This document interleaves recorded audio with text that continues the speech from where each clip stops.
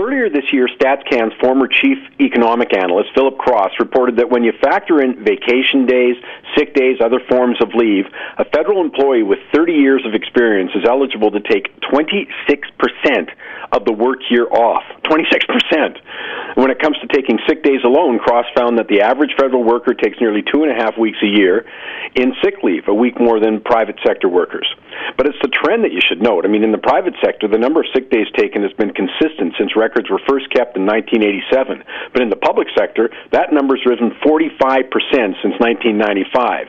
So what's the reason for the growing discrepancy? Well, Mr. Cross concludes that it's not biological or medical, but rather a reflection of the culture of the public sector. But it's a culture of entitlement that would bankrupt any private sector firm, I mean, just like it did with GM and Chrysler. And sadly, those two American automakers' managerial incompetence was rewarded with over $13 billion in taxpayer-funded bailout. One of Justin Trudeau's first acts as Prime Minister was to promise to get rid of new legislation put in by the Conservative government that eliminated the government's $4 billion liability for banked sick days.